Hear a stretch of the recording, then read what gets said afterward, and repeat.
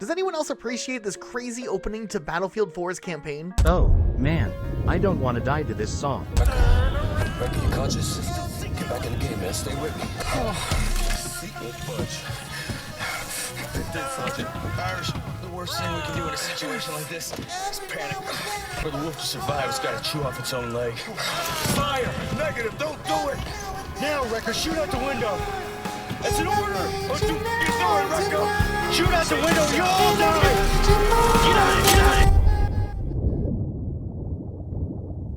You know, when it comes to the Battlefield series, no one ever talks about the single-player story mode. Sure, the early Battlefield games were originally known for its large warfare sandbox, and as Battlefield became more and more of a mainstream first-person shooter, slowly single-player experiences would also become a big part of a game's development cycle, especially in the years when Battlefield was competing directly against Call of Duty. Sometimes we don't realize we had something great until it's ripped away from us. The newest Battlefield game, Battlefield 2042, did not have any single player experience, just the multiplayer game mode. Were single player experiences really that bad that they weren't necessary for the new Battlefield game? There's been 8 different Battlefield single player experiences that have released, and we decided to look at every single one of them. Now, surprisingly, the Battlefield franchise actually has a lot of different story campaign experiences from over the years. So let's start at the very beginning. Now, to best understand how single player in Battlefield has evolved over the years, we have to go back to the origins of the franchise. Sure, the early Battlefield games were these multiplayer, big open sandbox experiences, and they were special in their own right. But single player experiences were always a part in one way or another of the features that would ship with the game. Battlefield's roots really stem from a game known as Codename Eagle, which was developed by a studio known as Refraction Games, who would then be acquired by DICE, and they would then inherit the in-development first ever Battlefield game. Code Eagle did set up a lot of the main pillars that make up what Battlefield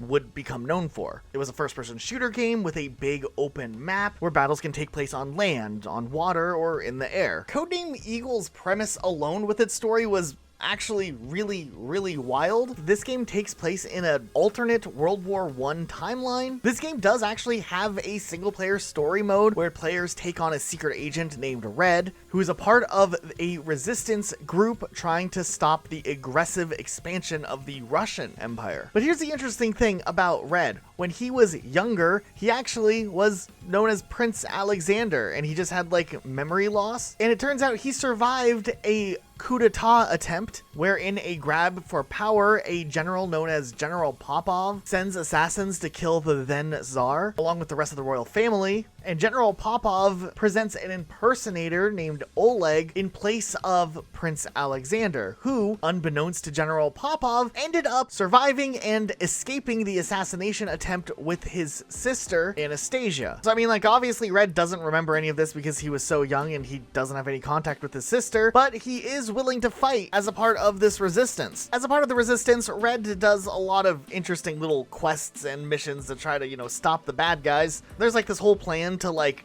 have a doomsday device go off in London that we end up thwarting. It's kind of a big deal. This game had a mix of a lot of different types of gameplay approaches with story elements and objectives that involved different approaches to how to take on enemies, whether you're doing things like sabotage or going about things in a stealthy route. This game would kind of establish this recurring theme that we will see in a lot of the single player Battlefield games, where players are kind of presented with the option to choose to go about things in a more aggressive, loud way, or to take the stealth option and try to sneak your way through things. This, tied to a larger scale battle with different types of vehicles and whatnot, kind of set the groundwork up for what Battlefield would become, even if the first couple of Battlefield games ditched the importance of a narrative single player experience. When it was time for these ideas to come back around, this game would remain integral in single player experiences would be crafted later on. The game's story ultimately reaches a climax where Red has to essentially stop the Russian Empire's dictator, Tsar Peter, which includes in a pretty epic invasion of a heavily fortified stronghold where that resistance group ends up launching an all-out attack to take on the dictator once and for all. After a pretty epic air battle, the war is won, Russia goes under the rule of Tsarina Anastasia, and all is well, with Red saving the day and also avenging his family. A pretty ambitious storytelling game for 1999 standards, even if the voice acting is a little goofy. I need to get into the church. Tell me how and I'll give you a quick death. To the north!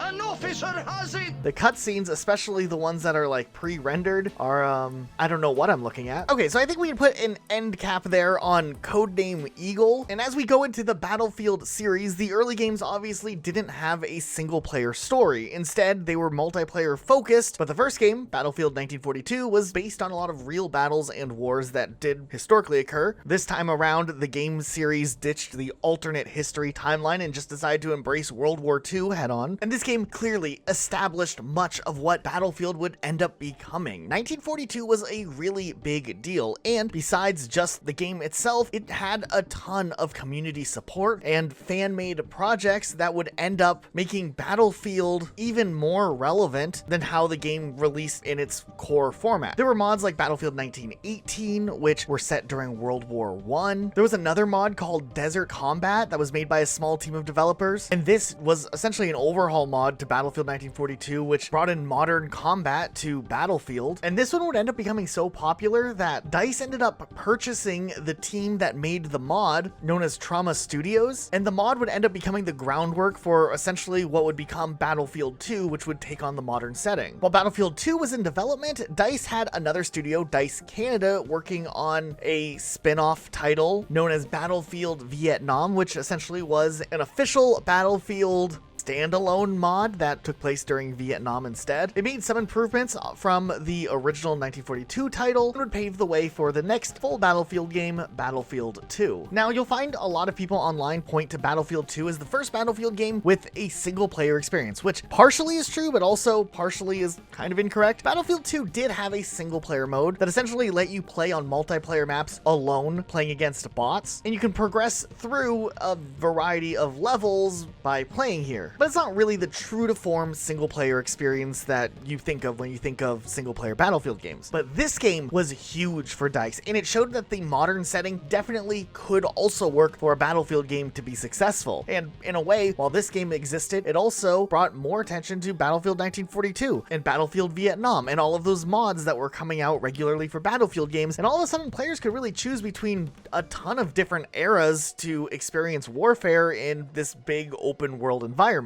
But now we're finally at the first ever Battlefield game to have a true form single player experience, and that's Battlefield 2 Modern Combat. Now, the story behind this game is crazy in itself. This game served as an introduction to the Battlefield games for console players, but during the development of the game, it was known as Battlefield Modern Combat, and only at the very end before the game was released was the number 2 tacked on for marketing purposes. While this game, of course, had an emphasis on its multiplayer experiences, a single player was finally constructed, and it was one that would kind of lay the groundwork for much of the future of the Battlefield franchise. This time around, the game pits NATO forces against the Republic of China, and while the game starts with the Chinese army moving into Kazakhstan and NATO forces being sent in to attempt to remove them from the area, and while diplomatic attempts are made to negotiate between both sides, when a NATO diplomat is assassinated, both factions kind of point at each other. Multiple battles then spin off from this. There's like a whole propaganda war, and players are essentially involved in fighting through the story on both sides of the coin. This is really interesting as a narrative tool here, as in this game, there's not necessarily individual soldiers or characters that you connect in like you would with like a Call of Duty campaign, which was kind of the most commonplace FPS war game around this time, besides maybe Medal of Honor. But this game featured a really interesting mechanic known as hot swapping, where essentially at any point in the game, you could look at an ally and switch to that soldier, no matter what they're doing, even if they're in a vehicle or on foot. If you're wanting to avoid running across the map to an objective, you could just switch over to a soldier who was closer. It was actually a really unique approach with a completely different and original mechanic, but I think it also served as a vessel to show people why the multiplayer experience is to be liked. The large-scale battles and being involved in that does have a lot of appeal to it, and that is kind of reminiscent to a lot of the multiplayer experience, even if this is something that players who were looking for single player experiences would actually play. This hot swap mechanic's actually really nice. You don't have to worry about clunky menus, trying to figure out the best location to spawn in at or something like that, or trying to pick a loadout. Instead, you just become the soldier and you do your thing. I like that. In the story, it's later revealed that there's some evil dude named Commander 31, who's the leader of an organization called the Burning Flag, who essentially wants, the typical bad guy stuff, world domination. And he was the one that instigated this whole conflict between NATO and China, and he has plans to send missiles to the US, Europe, China, and the Middle East. And in a big final battle, the player ends up parachuting into the hideout area of the Burning Flag, deactivates most of the missiles, and while Commander 31 thinks that he has it all figured out and locks himself into a control tower, the player then goes into the control tower and calls the missile right into the control tower and essentially saves the day and is considered like a hero. But also in the campaign, you get to pick what side you're on at this point, so depending on whose faction you chose to be on is the bigger victorious faction, I guess. This is a really cool concept for a campaign. Sure, it's pretty primitive, it's very basic in presentation, but the level designs were cool. It was an interesting approach for trying to bring Battlefield to consoles for the first time, something that hadn't been done yet, and for a unique game, I think it did its job pretty well. The next Battlefield game after this wouldn't actually have a single player story, and that would be something they would change for every Battlefield following it for years to come, so it's very likely that Battlefield 2 Modern Combat was a critical part in the game's success, that EA and DICE wanted to continue to include single-player experiences in most Battlefield games moving forward. The following year, we would see the release of Battlefield 2142, which was really interesting because it took on a futuristic approach to the Battlefield franchise. Once again, EA DICE trying to dip their toes into a new era to kind of see how the Battlefield formula could work. And this game would not have a single-player experience. It would stick to the formulas that the regular general PC releases of Battlefield had done. And since this game was a PC-only release, I guess the narrative wasn't considered as important. Now, the game still does have some lore associated with it to kind of paint the picture as to why some of these battles are going on. In 2142, there's like a new ice age on the Earth. The Earth's climate has been kind of all messed up, and essentially the Pan-Asian Coalition and the European Union end up fighting against each other to claim the remaining places that people can actually live on in certain areas, mostly in the Middle East. The storyline's kind of far-fetched, but it would also serve as a basis for how some plots ended up getting developed later on in the Battlefield series. So while this game is obviously detached from all the other storylines, it does kind of serve as the starting point for a consistent narrative that will get picked up again later on. Battlefield 2142 would be the last mainline Battlefield game to release exclusively on PC, and this would mark the new era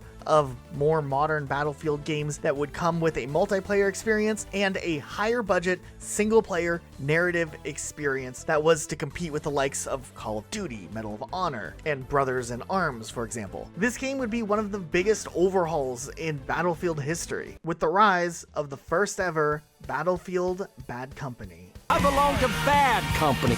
I don't want to end up in some good company.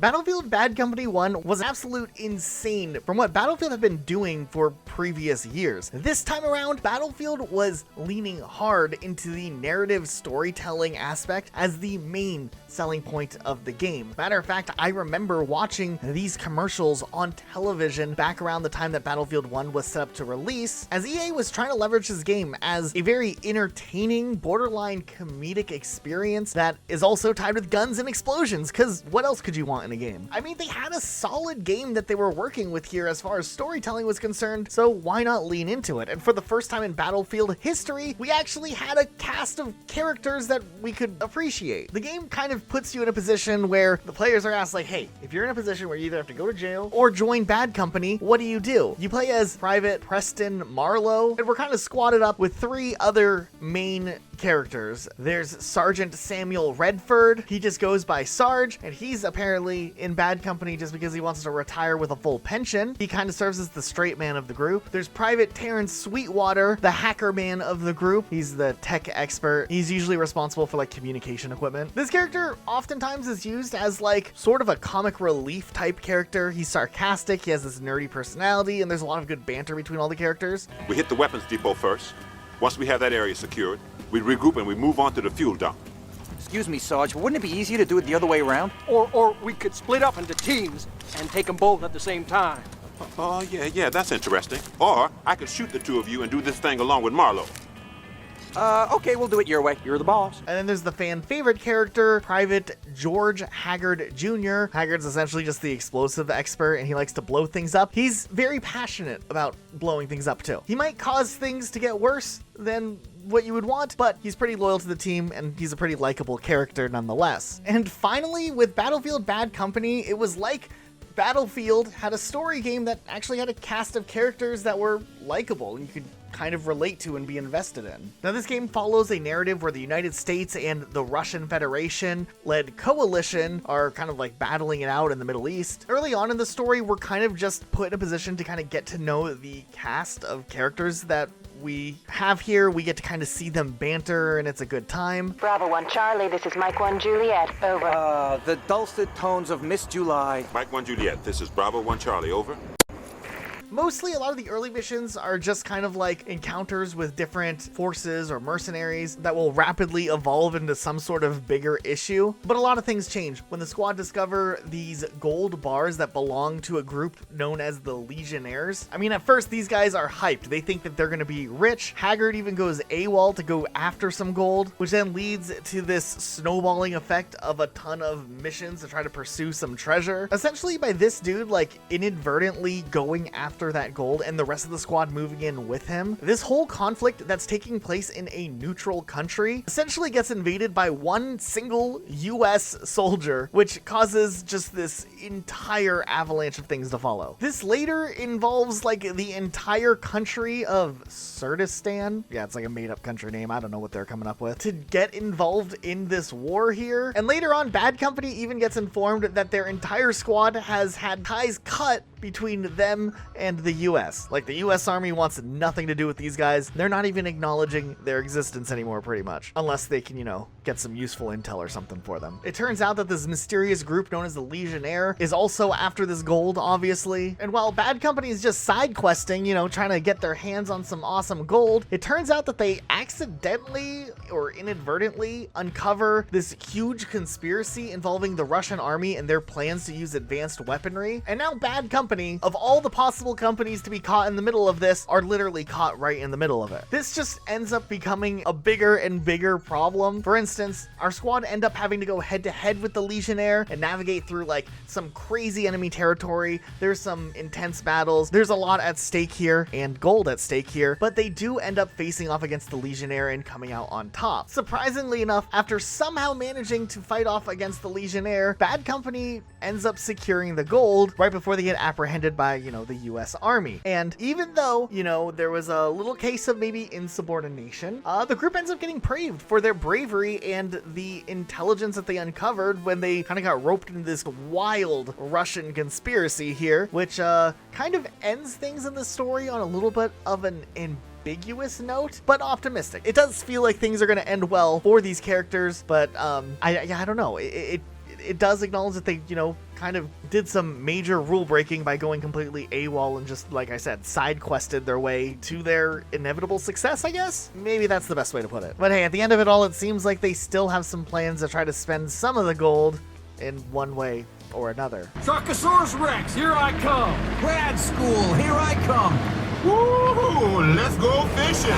Also, it hints that the Legionnaire rises from everything that happened, mostly unhurt, so we'll probably see them again, I would guess. Going back and looking at this game all this time later is a little bit of an interesting experience. The button layout that's built into this game is a little weird, and then, of course, the fact that the game isn't available on Xbox Series X to purchase is a little bit annoying. And this one didn't come out on the PC or anything like that either. But what a nice breath of fresh air this game ends up being after looking at these other Battlefield games, because in a sense this game combines like the military action you'd expect from Battlefield with a little bit of a more light-hearted and humorous, adventurous tone. There's a lot of character banter, and a lot of the interactions kind of add this comedic undertone that, you know, wouldn't typically be expected for a game that has a lot of the intense and dramatic moments of war. There's definitely a bigger theme of camaraderie between the characters here, and this sense of loyalty, even if there's personal goals and a lot of chaos and conflict going on. And this is a major theme in Battlefield campaigns moving forward, a theme that I think actually makes or breaks whether or not the storytelling is done well. You'll see more of what I mean about that later on. It is really impressive still playing this game though, because this was like after a big evolution to the Frostbite engine at the time, which allows for a lot of the environments to be destroyed, which made a lot of these games look very advanced compared to other military games coming out at the same time. Sure, the game still feels kind of clunky nowadays, but overall this was pretty fun. I am really glad at the very least we do have a follow-up game that had this cast of characters continuing on in another adventure. Going into Battlefield Bad Company 2, this game actually had a pretty dramatic tonal shift from the first Bad Company game. We have the same cast of characters here, but this time the stakes seem to be a little bit higher, and the tone seems to be a little bit more maybe mature or stoic than what we saw with the previous Battlefield entry. It was less like a mission with the boys and more like a bigger action set piece for this game. I mean, you can tell right away that Battlefield Bad Company 2 was trying to go for a little bit more of a hardcore approach.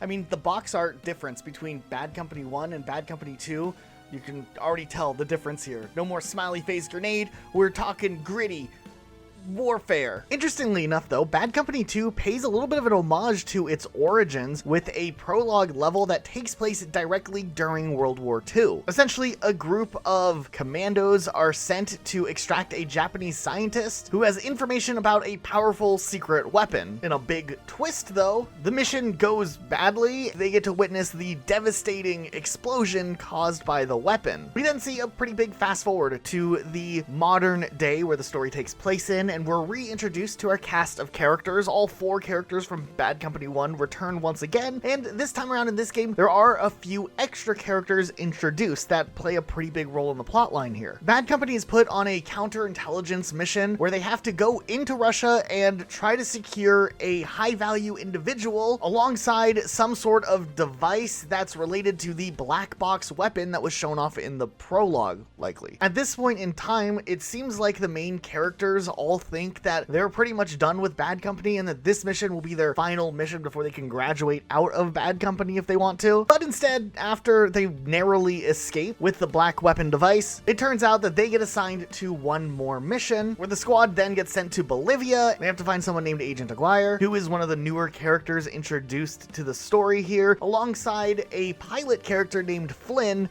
who flies them around. He's a pretty cool dude. After they pick up Aguirre though, there's a bunch of other stuff that they have to end up doing to help him out with more important matters. The squad has to go and take a satellite station. They actually code some satellite to crash, which is kind of cool. And with the satellite unit crashed, it's like a race between Bad Company and the Russians to try to get the information from the satellite first. And it's kind of like this like epic situation that goes down in kind of bad weather. It makes it more intense with some of the battling. Now here's the deal. After all of this is done, Bad Company's informed that there's some dude named Kirilenko. He's like the colonel of the Russian army here. He's hiding out in Chile, and he's responsible for trying to build this super scalar weapon. So it looks like he's gonna be the big bad of the story. So the squad end up following Kirilenko down to Chile, but by the time they get there, the dude's already ran off and escaped. But Sweetwater found some paperwork that locates some ship that went missing that might have a compound that's essential for the creation of this super weapon, and the fate of those soldiers from the prologue mission is truly revealed. But then more stuff hits the fan. Their helicopter ends up crashing. Everyone gets scattered. The Russians are attacking. It's this whole all-out war here. The main character Marlowe does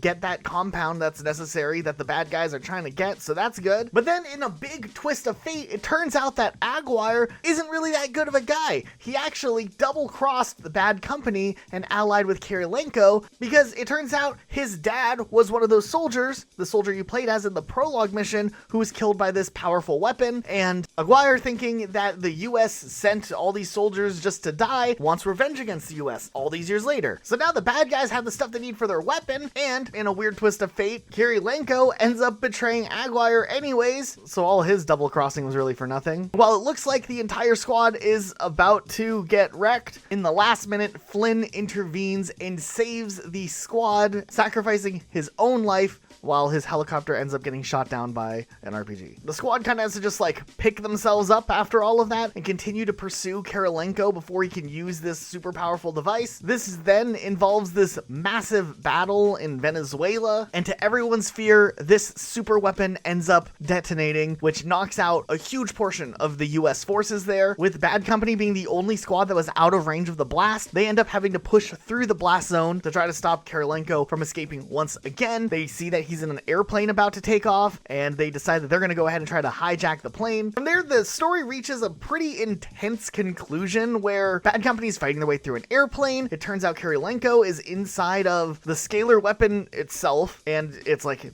behind this like glass pane here, so they end up having to blow up the glass pane. They're able to then destroy the scalar weapon. Good. Now all they have to do is escape. However, it turns out Kirilenko survived, and there's only enough parachutes for 4 of them. So right when the main character Marlowe is about to get a parachute, he gets knocked off the plane by Kirilenko, and there's like this free fall fight. It's insane, but fortunately enough, Marlowe ends up winning the fight, and Sweetwater is able to pass a parachute mid-air, and they're able to land safely. They did it. They saved the day. The war is over, and everyone gets to go home happy, or so they think. In one big twist here at the end, the general shows up, and he tells them that, yeah, there's some bigger issues here. Russia decided to straight up invade the United States, and it looks like Bad Company is gonna have to stay bad for at least one more game together. And then in like this last cutscene, it shows a map, and it shows the Russian forces invading Alaska and Canada, moving towards the US border, and it's a pretty epic cliffhanger to the story. And then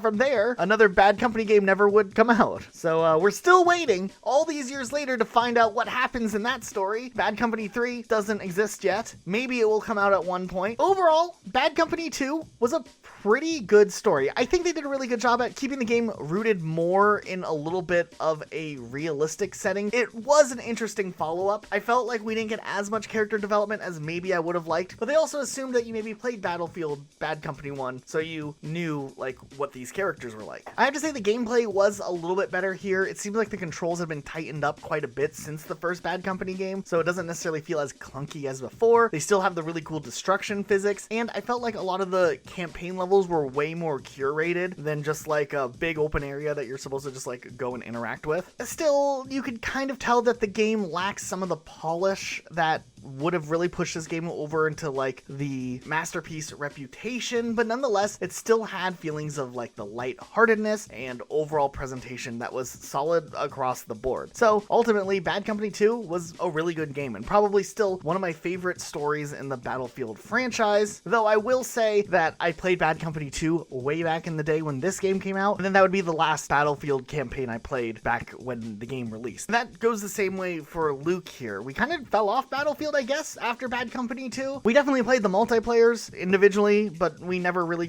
paid attention to what was going on in the story. So that being said, with a lot of Battlefield games to go, Luke and I decided for the games we hadn't played, we would divide and conquer. So Luke ended up picking up Battlefield 3 to take a look closer at the campaign here. And from what I can tell, it does at the very least seem like Battlefield 3 ups the ante just a bit more from where we're coming from with Battlefield Bad Company 2, even though I would have liked to see Bad Company return for a third title. As Elijah already mentioned, I didn't play Battlefield 3's campaign back in the day either. I was more focused on the multiplayer aspect of that game, which was a lot of fun, and I think to this day is still my favorite Battlefield multiplayer. Now, Battlefield 3, much like Bad Company 1 and 2, is set in modern times once again, but during a fictional war in 2014, and like Bad Company 2, it features real locations this time, mostly being set in Iran. The game starts off with us running away from the police, handcuffs around one hand, jumping on the subway train and trying to stop these terrorists from blowing it up. During that, we almost get blown up ourselves, get shot, almost fall off the train, get captured, and then the screen fades to black. Next, we get introduced to these interrogation room scenes, which are set a little bit earlier than the intro level and are in between every single level. You will hear these people talk and our main character getting interviewed and chewed out by these two cops. We get asked about this mission we did 8 months ago in Iraq, and we get to play out this mission ourselves in the next level. On this mission, our main character, Sergeant Henry Blackburn, was looking for this paramilitary group from Iran called PLR, and early on in the mission we get ambushed by a sniper and a large group of enemies and have to work our way up to the roof to take out the sniper. Then we gotta give sniper support off the same roof to another squad that is retreating with a wounded soldier. Also, there is this car bomb we have to defuse, and we have to crawl down into this basement to pull like the wires or something at the end, like from the detonator. This guy shows up and we actually have to fight him through this quick time event type fight. I don't know. These quick time event moments show up in the game sometimes, and I mean, they're okay. Once we come out of the basement, all hell breaks loose and we fend off a ton of enemies before an earthquake knocks us out. Back to the interrogation scene for a second, and then back to Iraq, waking up after the earthquake and having to avoid enemies while only armed with a knife. While crawling through the sewers, this rat attacks us and we gotta stab it, and I remember how mad Peter got at this scene back in the day. Eventually, we get a gun and fight our way through enemies before running into one of our squad mates, Montes. Together, we find more soldiers that are holding out in this area, and we all eventually get on an Osprey and escape. Another interrogation scene, and following that, we are now playing as a pilot named Hawkins, who's stationed on the USS George H.W. Bush. We are told to take off, so I guess it's time for a flying level. That is part of most Battlefield campaigns in some way, whether it's a helicopter or an airplane, and I always suck at them. First, we gotta fight a bunch of enemy planes off in the sky, but we don't have to fly ourselves, which is kind of nice. You just shoot,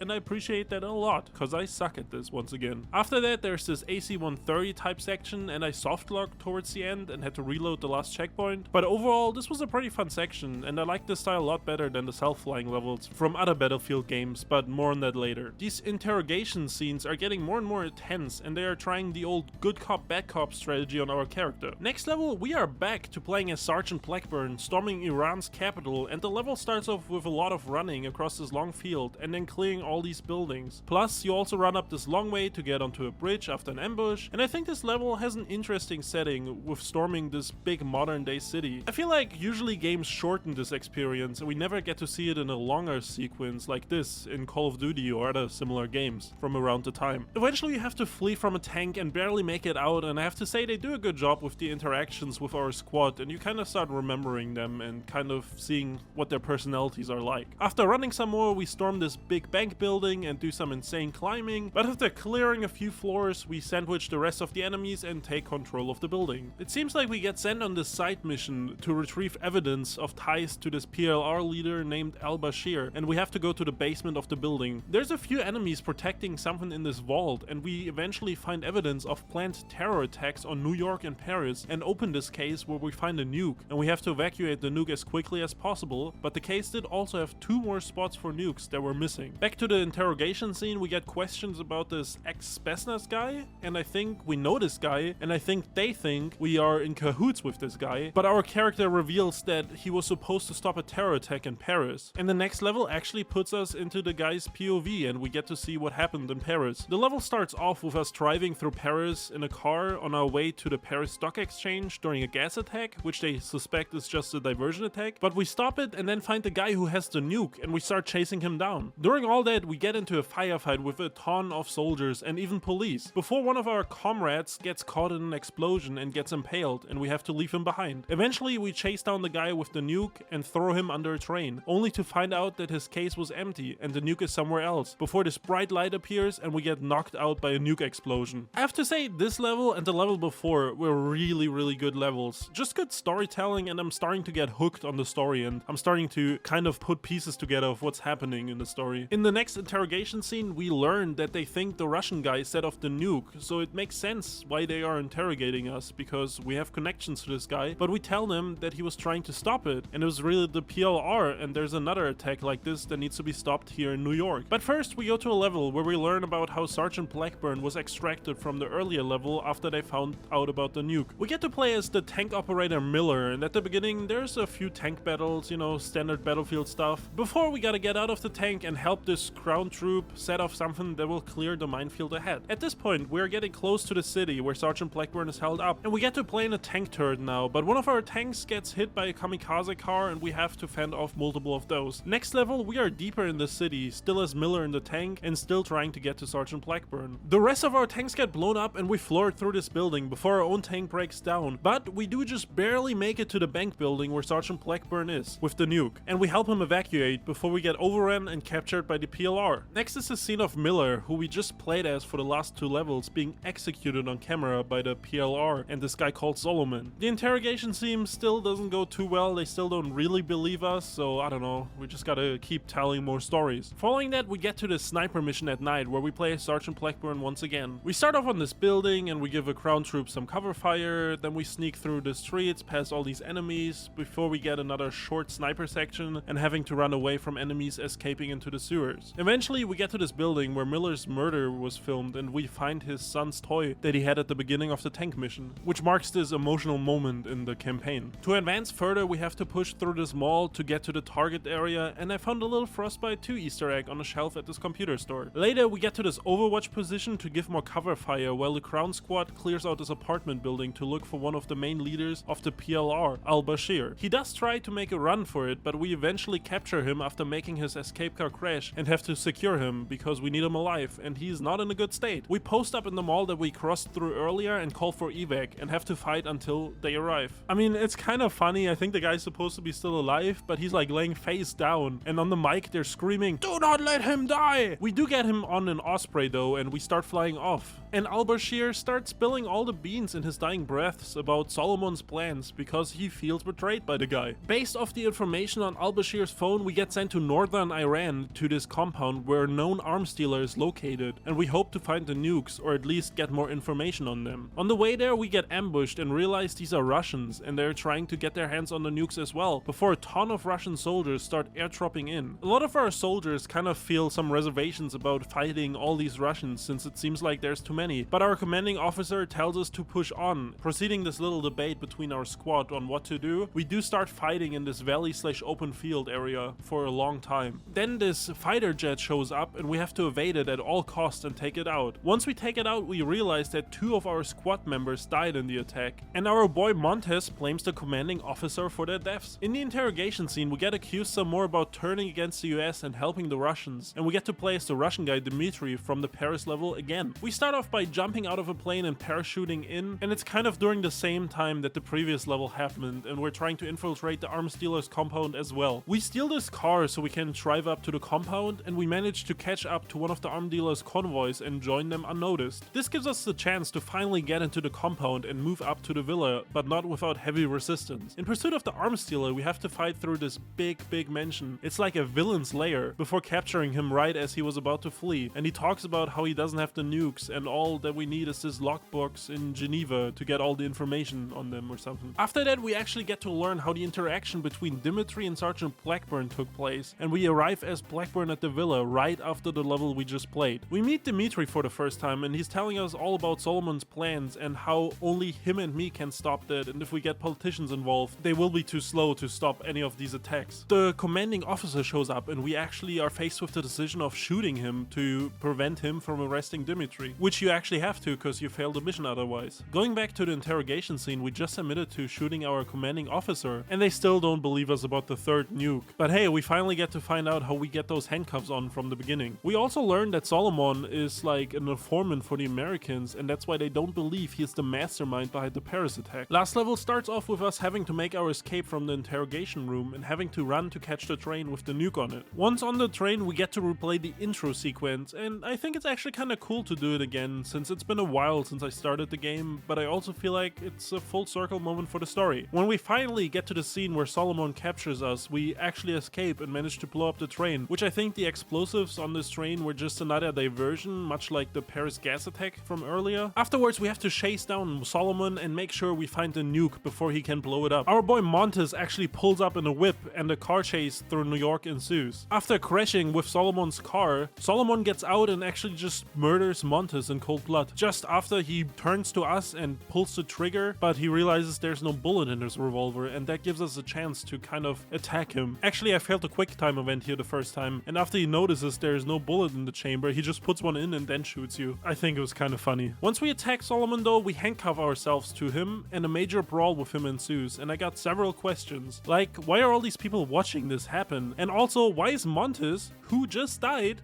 posing in the background? But nonetheless, we take out Solomon with a brick to the head and we finally find the nuke. Then we see Dimitri monologuing in like this room. He's sitting at this table with a gun, and he's kind of monologuing about him and Sergeant Blackburn picked the hard choice when it came to saving the world. The scene ends with someone knocking on Dimitri's door and him cocking a gun and then cutting to black. Overall, this was actually a really fire story, and I enjoyed this campaign a lot. This had a good, intriguing plot, some interesting characters, and overall, I just felt like it was a really good story and experience. The levels were really fun, and I really liked the set pieces they picked, and the way the levels played out worked really well in my opinion. I'd actually give this like an 8 out of 10 if I had to rate it, comparing it to like the Call of Duty campaigns and stuff like that. I actually think this was very good, and it makes me want to play Battlefield 4. But when me and Elijah picked out the games, he actually got to play Battlefield 4. Luke and I jumped on and tried Battlefield 3's co-op campaign mode, and boy was this disappointing. We thought we were going to get like a little miniature campaign, maybe like a 4 to 5 level campaign that we could play together, and instead it was just recycled areas from the campaign, and it was like a wave-based thing that you just survive and then you beat it. It wasn't even as good as like Modern Warfare Spec Ops. It was really boring, and we gave this one up pretty quickly. Now, as we shift gears and talk about Battlefield 4, there's a little bit of context here that we have to get into. When Battlefield 4 first came out, it was a launch title for PlayStation 4 and Xbox One. It released on previous gen consoles. It was a PC launch, and it was highly anticipated because the trailers for this game looked incredible. But here's the thing, Battlefield 4 launched in a very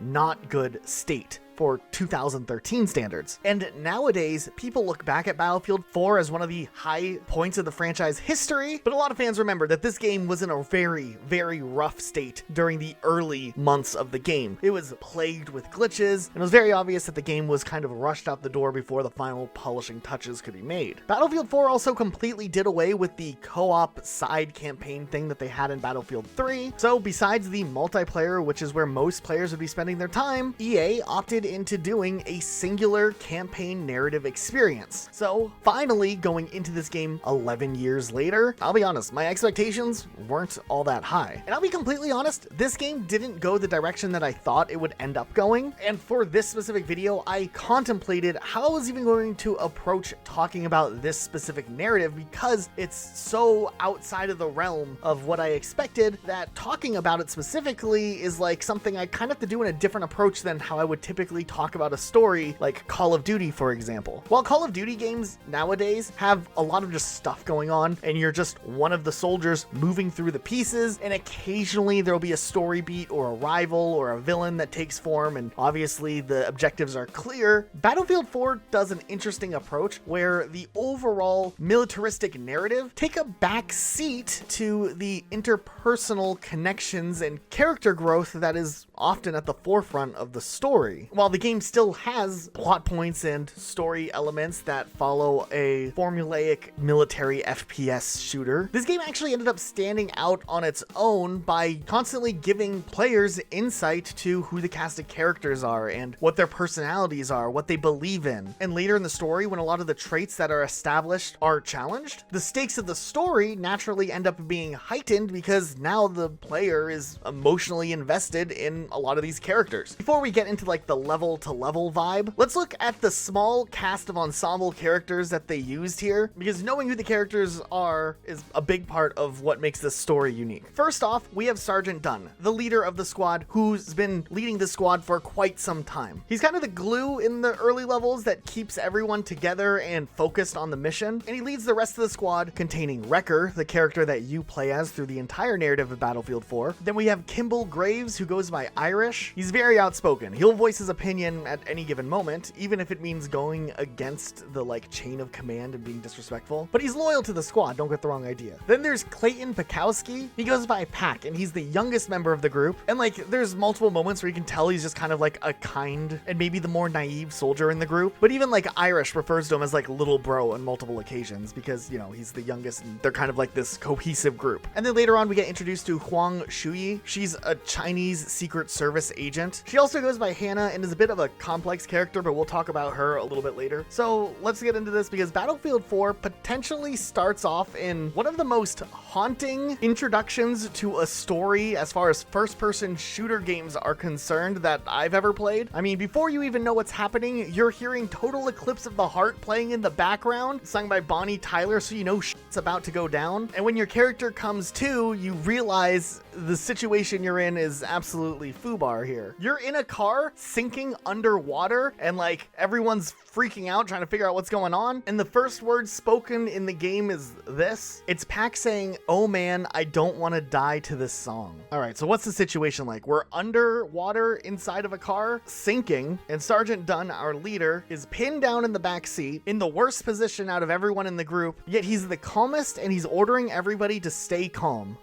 So you might be wondering how we ended up here. So from there, the game pulls us back 13 minutes earlier. The game picks up with us being scattered from our group, and essentially we get to regroup inside of this abandoned building. We meet up with Dunn and Pac, and we get a little bit of practice shooting our weapons while covering for Irish to regroup with us. When the whole gang's reunited, you have to make your way across this huge battlefield. Get it? Battlefield? And honestly, for an 11-year-old game, I was very impressed with how visually clean this game looks. I feel like some modern games still don't look this good, so very impressive for 2013 standards. The game familiarizes you with some of the mechanics, like trying to mark enemies or shooting, and also calling in like helicopter covering. I gotta say, for someone who was playing on the easiest difficulty here, this game does not mess around. Easy difficulty was still really challenging for me. I found myself dying quite a few times. Like, you have to still be practical and methodical in your movement. You can't just like sprint in there or you will die, even on easy. But once you clear out all the enemies, you push forward, you're trying to make your evac out of here, and then a bunch of stuff starts to happen. Let's just say the situation is not going well. As you're trying to make your way to this evac, the helicopter gets shot, the building starts falling apart. There's some big ol' action moments here. I mean, surely we knew at this point things would be going wrong based on how the game opened up, but man, we didn't expect it to go this wrong. With enemies coming closer and these buildings unstable and us covered in debris, Irish helps get the debris off of us, Wrecker, but then we realize that Sergeant Dunn is in a worse position than us. His leg is pinned under a slab of concrete. Dunn gives us some good words of wisdom that'll set the tone for this game. A wolf stuck in a trap will chew off its own leg to survive. And we go ahead and we amputate his leg. What a way to continue on the game. Fortunately enough, there's a car here, and we take it, and with some foreshadowing or pre-shadowing, I don't know the right term for this, we can already tell that Total Eclipse of the Heart's playing on the radio here, so we know what's gonna happen. There's this epic car chase where you actually get to drive the car here, and I thought it would feel really bad for like a first-person shooter driving, but it actually felt pretty clean, even with these scripted sequences and whatnot. A lot happens in this. We end up shooting a helicopter out of the sky if you can aim correctly and not miss multiple times like I did. But with the explosion and all this other stuff happening, we get forced off of the road and we land in the water. From there, we know exactly what happens. And while fortunately Pac, Irish, and Wrecker are able to escape from the sinking car, Dunn essentially sacrificed himself by giving Wrecker the handgun and telling him to shoot the window. We are set up with a very grim introduction to the Battlefield 4 campaign. And we're not going to go into like super detail for every single level here, but we're going to cover all the main points because the story is interesting how things evolve. Now I gotta say, for the first level of the game, this is a pretty solid start. Now I have to point this out because this is something that pops up time and time again. Battlefield 4's campaign definitely didn't get as much post-release support as the multiplayer, and there were quite a lot of bugs I ran into. And not just like a few visual bugs here and there. This game's very, very rough around the edges when it comes to the campaign functioning correctly. I will say my overall experience, mostly you can probably tell at this point, was pleasant with Battlefield 4, especially in the narrative department, but as far as in the gameplay and functioning department, there are some issues that I'm gonna poke at as we continue on. The next level starts in a very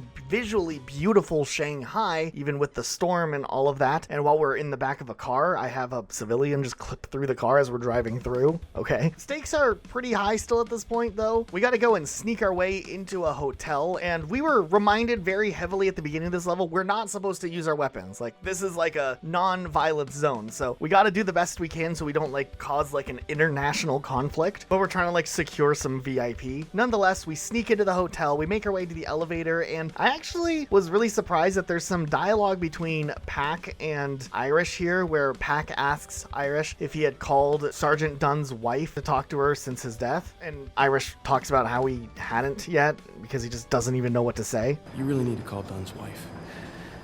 Yeah, I know. It's just...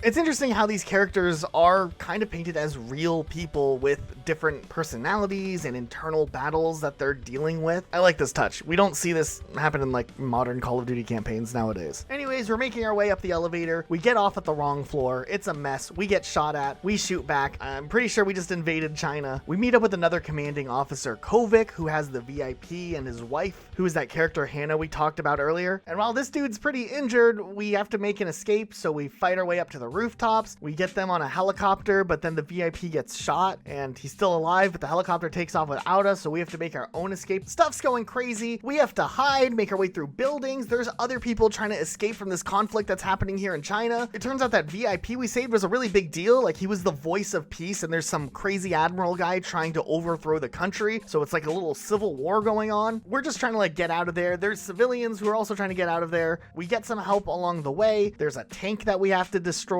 which I used C4. And just as we're making our way in the water to try to like get out of this city, an EMP blast goes off, which is pretty insane. It looks really cool, and we lose all communication. And despite the fact that comms are down, Irish realizes that all of these people who are trying to escape are essentially sitting ducks and will probably die if they're not rescued in one way or another. So despite this call being way above Irish's call to make, he yells to all of the boats to follow them to the USS Valkyrie, which is where our squad is from, to find safety there. And this cutscene is kind of like shaped in an interesting way where like it's to show Irish's like convictions as a character, despite the fact that he probably shouldn't be making this call and potentially could be putting other lives at risk by taking in these refugees. It becomes a point of contention in the story where some soldiers aren't happy with Irish making that call. And even though like leadership of this squad can kind of go to any of these three characters, the rank at this point doesn't really matter. They see each other as equals, so no one's really stepping in to tell Irish he shouldn't be doing this. Follow us! We're getting to the USS Valkyrie!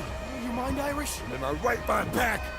The next level is really interesting and has a really slow start to it. You're more just like walking around the ship and you hear different people talking about different things that's going on. Kind of interesting in the whole world building aspect, actually. After a bit though, this ship just kind of rolls up and it's not doing too well. So you're sent to go and retrieve like the equivalent of like a black box from an airplane, but for a ship. We get information as to what happened to the ship. And if we can, we're supposed to save some people while we're at it. We have to remember, we have to stick to the mission. At one point in the mission, there's this like kind of intense moment where there's some soldiers stuck in the lower level and we literally have no choice. Like, we can't get to them and water's filling fast, so we're ordered just to leave them behind. Irish is not at all happy about it, but we have the mission first. We have to go and find that information hard drive or whatever, so we just kind of leave. This dude's last words are kind of goofy though. We end up fighting our way through to see that it was China that attacked the ship, and on our way out of our mission after getting the hard drive, Kovic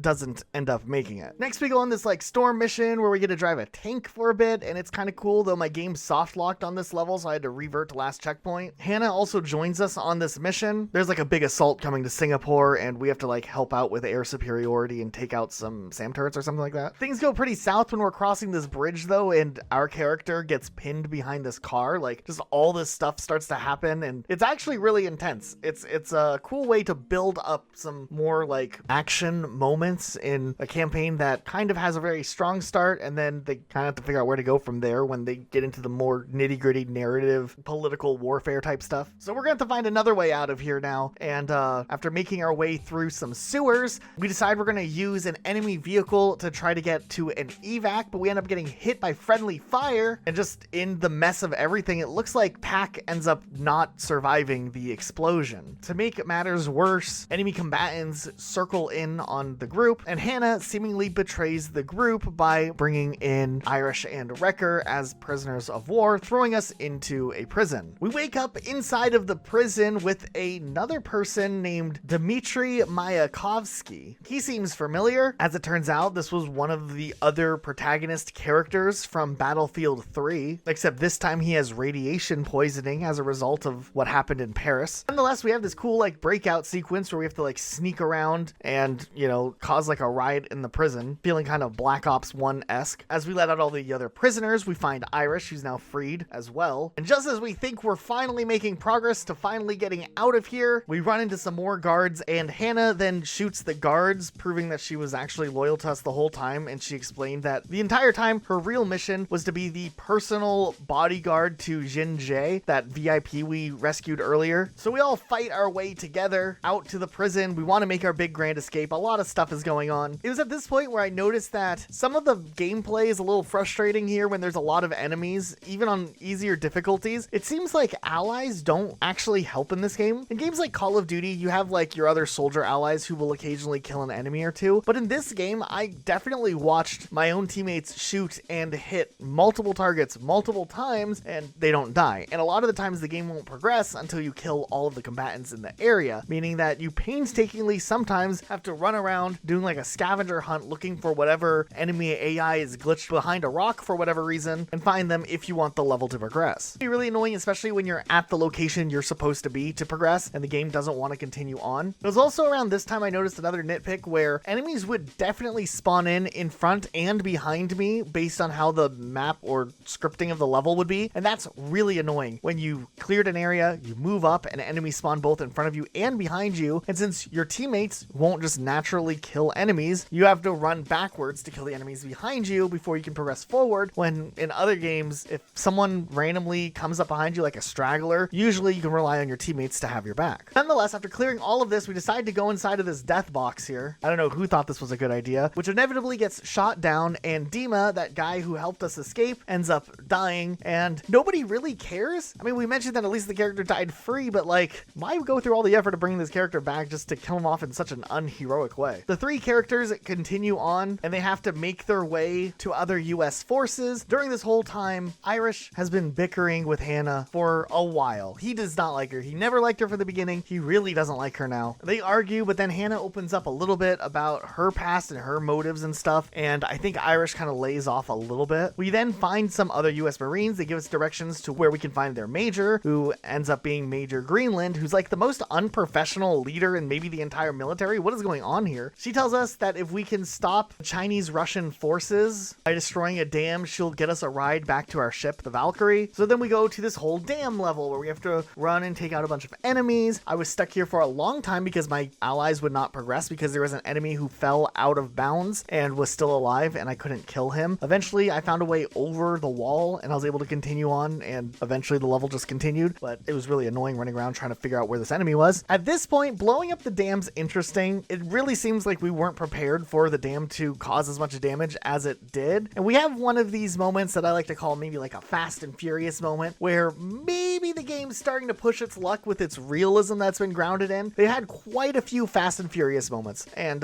this is definitely pushing it, but they managed to be okay. We do have this cool sequence though where we get picked up by an airplane that essentially like hooks onto the little balloon that we have and just yanks us into the sky. By the time we finally make it back to the ship, we're relieved that Pac is actually still alive. He greets us. We thought he died. Apparently he was shot and he dug and crawled his way to safety or whatever, so he's back and he seems fine now. We weren't gone that long. I don't know how he's just fine, but I digress. Good to see him alive. I felt like they didn't give him like that much respect with his death. Irish was pretty mad about it, but otherwise not too much. There's soldiers pushing in, and we talk to Jin Jae, who's that VIP who is like the leader and can essentially calm everything down if people just know that he's alive. The other admiral guy had been kind of framing things in a sense where people thought America had assassinated this leader, but he wasn't assassinated. He was just hidden on the boat with all the refugees. So there's like this huge debate as to whether or not we fight these soldiers who are coming into the room to kill everyone. Our character decides to be the person to open the door to the trick-or-treaters, and fortunately Jin Jae is able to calm the tensions down, and the Chinese soldiers celebrate that their leader is actually not dead. The leaders inform the Russians to call off the attack, but Chang, that admiral who's like like the antagonist that we don't really ever see, wants to just bury the Valkyrie because then the VIP will be gone and he will essentially be in control. So we go on a little boat ride back to their ship. Pac decides to stay behind, and it's just Hannah, Irish, and Wrecker. We have some explosives. We're gonna go blow up their boat before they can blow up our boat. We plant the bomb. We zip line all the way up to the top to be safe from the blast, and a remote detonation didn't work. One person's gonna have to drop down and detonate the bomb. It's a bit emotional, and you don't have a lot of time to think. The first time I was here, I didn't want to pick between the two. I wanted to be the one to drop down and sacrifice myself. I thought that would be what would happen, to be like some cool secret ending. No,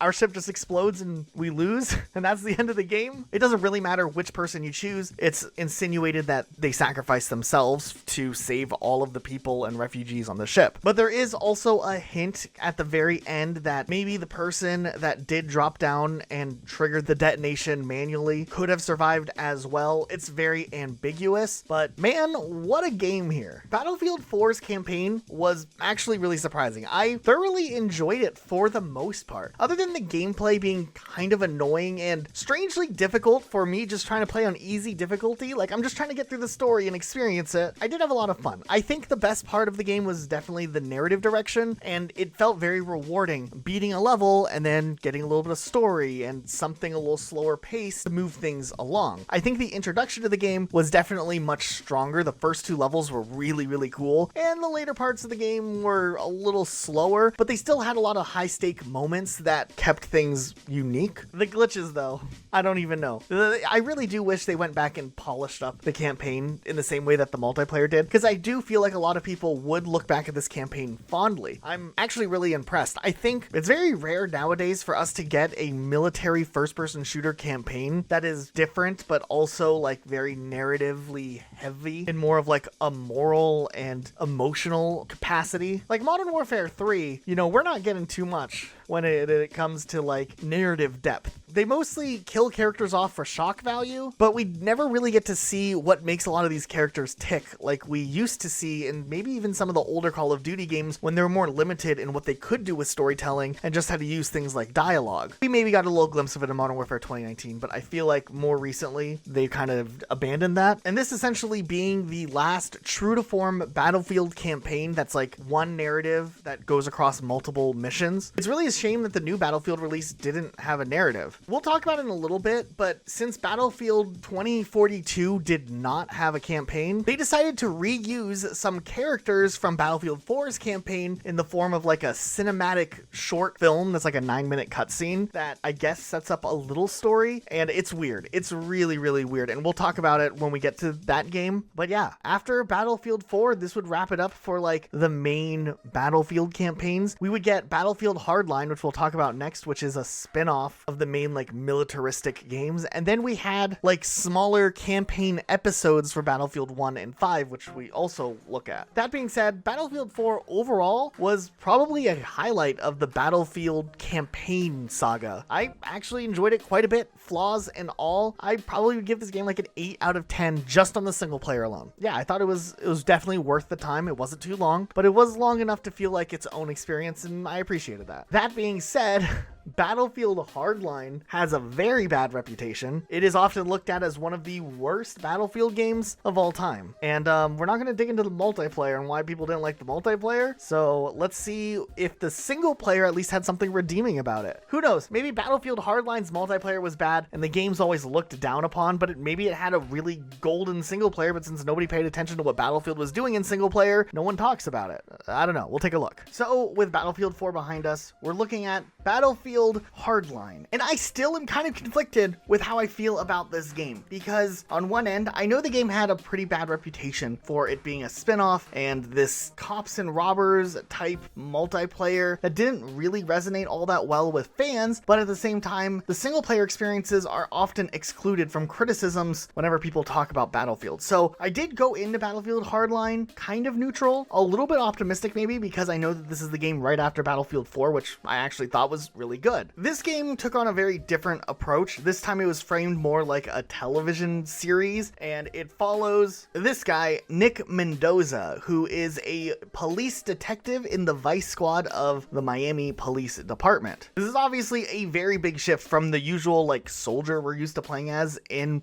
the Battlefield games, but the game actually does a really good job at setting the stage in the first couple of hours for what the tone of the game would be like and how this game is going to kind of operate moving forward, I guess. There is a prologue mission, but right before that we get a little cutscene giving us a sneak peek of the future in the game where the main character is for whatever reason in a prison bus. We don't get much context. We just are told that he's a cop that went dirty through some dialogue, and then we're transported ahead to this drug bust mission here. Right away, you get an action-packed sequence of essentially a drug bust gone wrong. It's a little goofy if you try to like play it out differently than how the game intends for you to do it. One thing you're going to notice right away is that police brutality is definitely not a concern in this game. Geez. Nonetheless, the introduction's pretty action-packed. You chase down a suspect, you get him arrested. After the introduction's done, we're back at the station. We're all hanging out, having a good time. The captain, Julian Dawes, ends up partnering Nick up with Kai Dao, who plays a pretty big role in the story. And you guys are sent out to go follow some lead on a cocaine broker named Tyson. I will give credit, this first real level here is really, really well done, I think, at least, in showing off like the design abilities of Battlefield Hardline. Like they really created a detailed looking Miami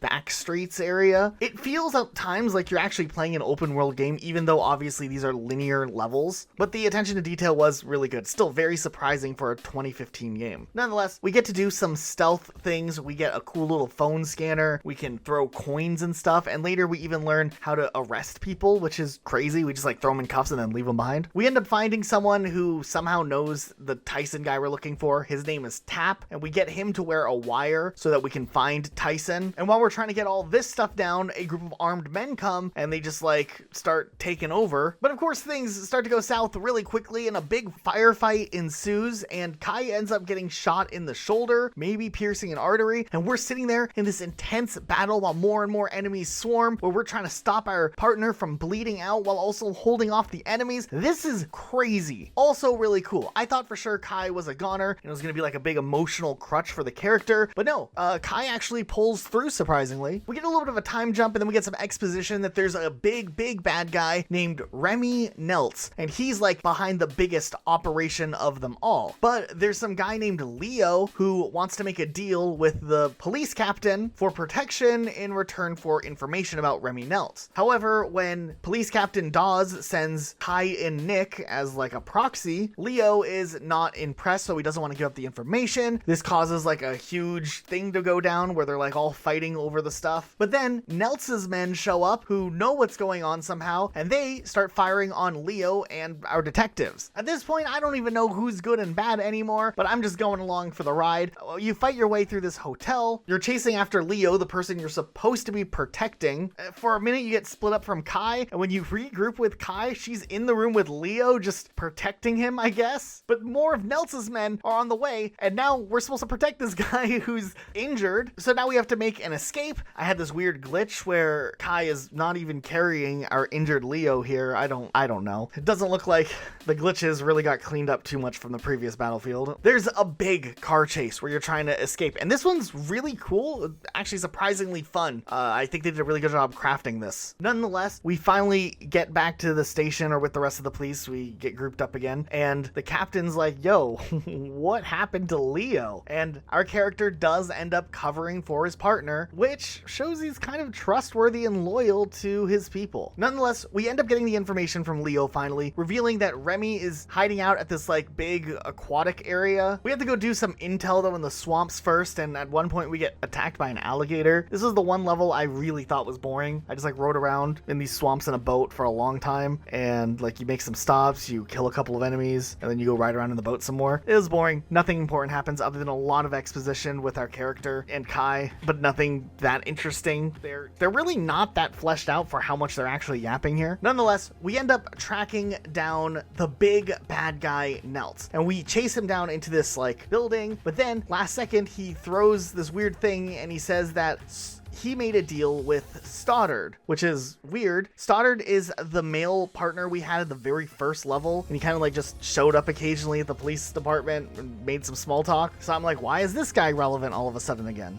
With all of this going down and Nelt's quickly escaping, Stoddard shows up and he takes over everything. Like, he takes charge of the situation. And while it looks like they have Nelt's cornered, Stoddard calls for the SWAT team to come in. But our character and Kai are like, wait, we did all the work. Why are we just not going in and apprehending Nelt's ourselves? So they just decide, you know what, whatever, let's just go in and do it. You quickly make your way up to where Nelt's is hiding out, and bam, looks like we got the bad guy cornered once and for all. So we're already suspicious what's going on because Nelt's was name dropping Stoddard. So we get up there, we corner Stoddard, we have the bad guy. He starts talking about this deal he made with Stoddard, and we realize, man, kind of sounds like Stoddard might be a dirty cop. Well, bam, guess who shows up? Stoddard, and he headshots Nelt's right in front of us. Nick is like, what is going on? It's revealed that, you know, Stoddard's kind of not the best person, and there's like a pile of money there. Stoddard throws some money to Kai. She's like, sweet, extra cash, and she puts it in her back pocket, and Nick is not happy about this situation. He is like, I did not sign up for this, and he's really upset with his partner accepted the cash. So later on, back at the agency or detective place, Nick decides to go and talk to the captain about what happened, and the captain and Kai are already talking, and they kind of throw him a little like surprise party. Not really, they're just like, look, it was a test, and you passed the test because you didn't take the money. We know that we can trust you and that you're not a dirty cop after all. So the captain sends Kai and Nick back out there to go and try to find incriminating evidence of Stoddard now because we know he's a dirty cop. We find a very convenient tape recording that has all the information we could ever need to incriminate Stoddard, plus there's like a paper trail that's very obvious. So all we have to do now is just get Stoddard and we're good to go. Our duo ends up getting split up though, and for whatever reason, right as we're approaching Stoddard to arrest him, we find out that Kai is in a ton of trouble. She's like pinned down in a hurricane while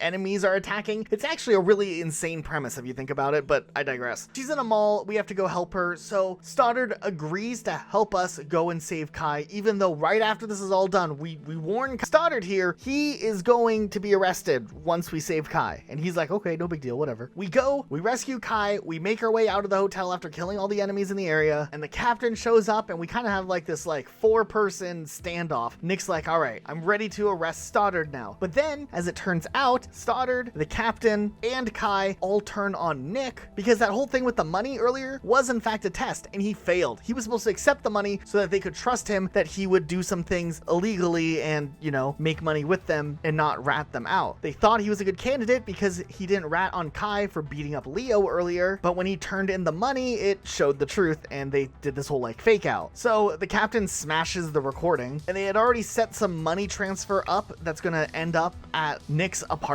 So at the end of the day, it looks like the paper trail led to Nick being the dirty cop and all these other cops were really the dirty cop. So Nick is the one that ends up going down for it. And Nick feels pretty damn betrayed at this point. We then get a time jump of 3 years pretty much. 2 years-ish, 2.5 years to 3 years. And we have Nick in a prison bus. And it looks like, yeah, they got him. He got burned good. So at this point, we're kind of at the halfway point in the story. And I feel like the first half was really solid. There were twists and turns and a lot of hints of betrayal, but not to the degree that I thought they would be in, and there was always these fake outs that kept coming up. So I was fully engaged with the story, so much to say that I enjoyed the first half of this campaign better than Battlefield 4. However, I think things start to get rushed and start to fall apart a bit in the second half of the Battlefield Hardline campaign. So we're on the back of the prison bus, chilling, we're Nick again, and we're, you know, not happy obviously that we're going to prison and that we're sentenced for something we didn't do, but while we're in the prison bus, hanging out, we noticed that Tap, that guy from earlier's in front of us on the bus, and he's like, yo, don't worry, just be ready, whatever that means. So Tyson shows up in a car next to us and he just throws a bomb at the bus, which causes the bus to explode, and somehow we're able to escape. Tap does come and takes off our cuffs and informs us that he hid the key somewhere that we don't want to know about. From here, we're like in the desert and we have to make an escape from all of the police that's coming to try to contain the prisoners who now escaped from the bus that survived. All right, so we have to go like meet up with some people at the water tower, so I guess that's why we're heading that way.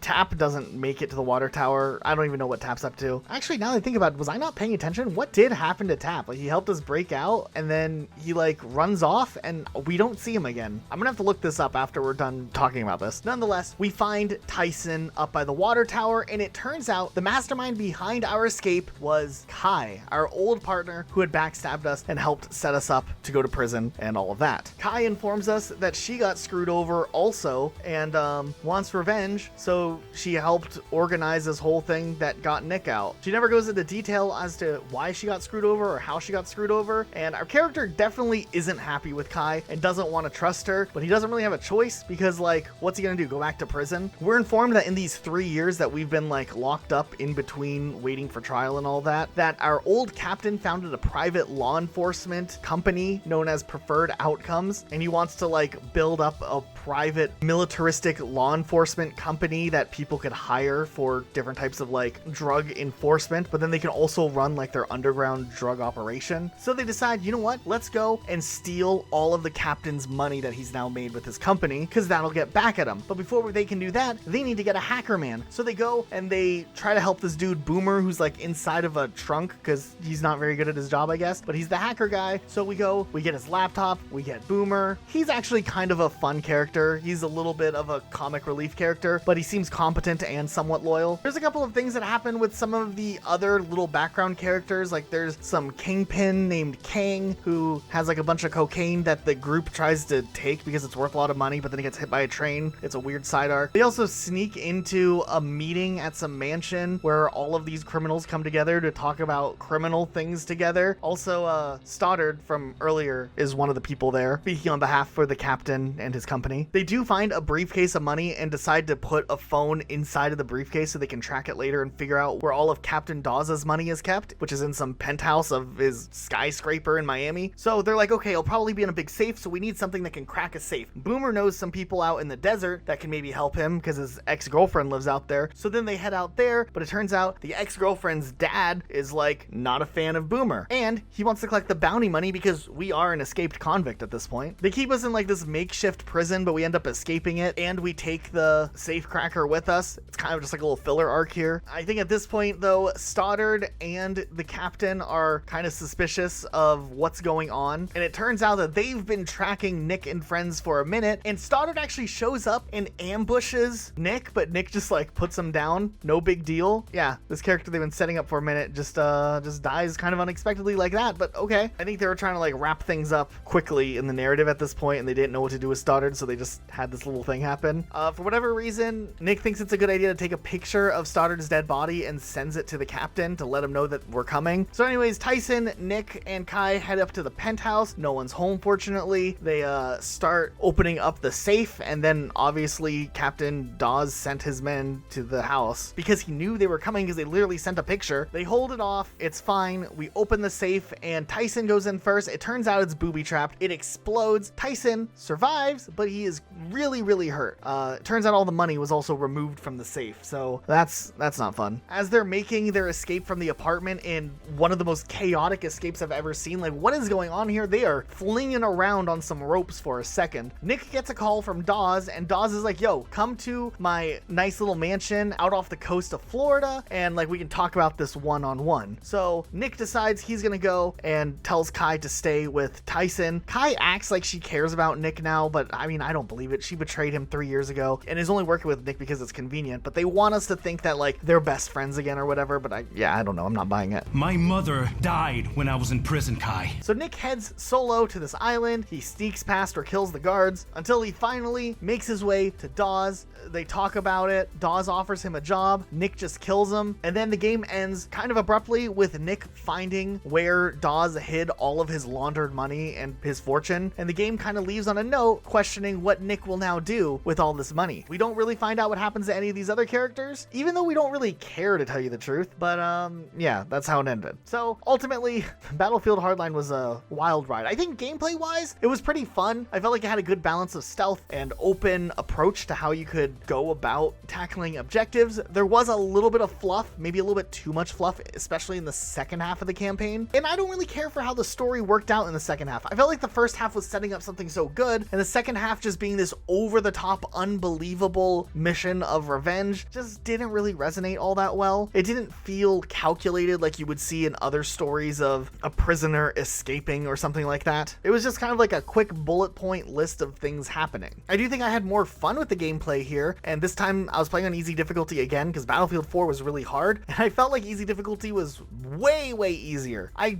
barely would ever die. Compared to Battlefield 4, this is night and day, so I think they fixed their easy difficulty finally. That being said, all my criticisms about the story aside, I had a lot of fun still playing through the story, and nowadays we see so many first-person games release that have terrible stories. I'm thinking of games like Modern Warfare 3 that recently released, or Redfall. As much as I could criticize Hardline's campaign, I would rather have a campaign like Hardline released on a regular basis than not have a campaign at all, or have a bad campaign like Redfall, for example. This would be the last Battlefield game to have a traditional campaign that goes from the beginning to the end of the story and is all connected. They switched to this like vignette storytelling in Battlefield 1 and Battlefield 5. So while Battlefield Hardline stories maybe like a 7 out of 10, or maybe not just the story, the whole campaign experience is probably a 7 out of 10, I will also say I kind of miss it. I wish we had more stuff like this, because if there was a sequel to this, I would still play it. Like, I think that there was enough interesting stuff going on where I could go another 6-7 hours with this story, but I think maybe ultimately they did something better with how they took on the approach, at least for Battlefield 1, and Luke took a closer look at those stories for Battlefield 1 and Battlefield 5. And so with that, let's move on to Battlefield 1, because Battlefield 1 was very interesting. The hype around Battlefield 1 was crazy, unlike anything we had seen before. Getting to Battlefield 1, they actually did things a little bit differently this time when it came to campaign. Instead of a real single-player campaign that is like interconnected, they added something called war stories, which are shorter chapters that tell different stories from different fronts of World War I. Also, Battlefield 1 is taking a lot of inspiration from Codename Eagle and the Battlefield 1980 mod that we mentioned earlier. I remember playing the intro level back in 2016, but it didn't really hook me, so I never played past that. But I'm kinda excited to see what I think about the full campaign after I played it. The prologue is named Storm of Steel, and in this opening credit we get all this dramatic stuff about how this was supposed to be the war to end all wars, and it ended nothing. We start off as a soldier having to hold his position in the middle of these ruins of a village that is completely bombed, and we're running out of ammo and getting pushed on heavily by German soldiers. Then it switches us to a character on a mounted LMG fighting off more enemies, but eventually it's just too much and we get overrun. When you die here, it actually says like the name of your character that you just played as and how long he lived before switching you to a tank gunner. I'm not sure if I could have survived as the second guy, but I didn't fail when dying, so I assume it was intended, because after pushing up in the tank also gets blown up and we see another name. Now, this kind of pays homage to that thing they did in Battlefield 2 Modern Combat, where you could just play as any soldier at any point. And if you died in Battlefield 2 Modern Combat, it would just switch you to a different soldier on the battlefield. And that's the same thing they did here in Battlefield 1 during this intro prologue. Also, with showing the age of the characters after they die, I think they're really trying to bring across this point of a lot of young lives being lost during this war specifically. Next, we are in the trenches with a gas mask, and every time we die, we just become a different soldier. After the prologue, we can actually pick which chapter we want to play first. There's 5 chapters, but I think I'm just gonna play them in order. We're just gonna start on the first chapter, Through Mud and Blood. The first chapter takes us to France, trying to take a town back from the Germans with British tanks, and we kind of get to know our character Edwards and his tank platoon. Is that what you call it? A tank platoon? I don't know. Someone correct me. This time we get full control of the tank, and this level is basically a big capture the flag mission while we clear trenches and move up and repeat. Eventually the tank does take some damage and we have to get out and repair it. After that, there's this dramatic cutscene where one of the guys from our tank dies, but like we kind of only knew him for 10 minutes, so I don't know, it just feels like it's very traumatic for how hard we get thrown into here, but maybe that's the intended feel. We clear out more artillery guns and move up until we get to this part where we get stuck in the mud and Germans are trying to get into the tank. There's this whole debate between the soldiers in our tank whether they should send out the pigeon with the coordinates of their location so that our own army can, you know, strike the location, and our character decides to send out the pigeon, and we actually get to play as the pigeon. So I think this is the first and only Battlefield game where you get to play as a pigeon. After the pigeon delivers the coordinates, they start shelling us and they kill a bunch of Germans that are outside on the tank, but I think everyone in the tank survives, so I don't know why the guy earlier was freaking out this hard. We then get to this foggy forest area where we gotta get out of the tank and kind of scout out the area ahead. I think maybe this level was intended to be stealthy, but I'm not the type of guy to go stealthy, so I just kind of started shooting. I did realize that I can just alert the enemy outpost and then stand next to the tank and repair it constantly, because the tank will eventually just kill everything. Though in this last section of this level, my tank kind of glitched out and was stuck on this hill, and it took forever before the level would actually end, and I think there was a glitch in the cutscene where I could see the tank on the hill being stuck. Next up is this early morning mission, and we have to find 4 spark plugs to repair the tank since it's broken down. We get sent out with another guy, and that guy actually deserts because he can't handle the pressure, I guess. I tried sneaking around again, but it doesn't go too well. I just start shooting. But eventually we secure all the spark plugs, and I steal this horse, and all hell breaks loose. When we get back to the tank, we almost get stabbed by a German, but the guy that deserted earlier shows up and actually saves us. After putting in the spark plugs, the tank still doesn't work, and our character has a little mental breakdown until the tank actually randomly works. In the last level of this chapter, we get into a lot of tank battles. There's a lot of waves of enemies, and it's kind of challenging. And there's even like some harder armored tanks that show up that are kind of like the tank bosses, I guess. I don't know. Though while I was playing, one actually flipped over the other one. We do fight off all the enemies, but we get ambushed again, and our tank's gears are blown off, making our tank not being able to be moved again. Our commander actually sacrifices himself and blows up the tank with a bunch of Germans on it. And this leads into the opening cutscene where the game started at the beginning. You know, this first chapter was like 90 minutes long, and it was kind of good.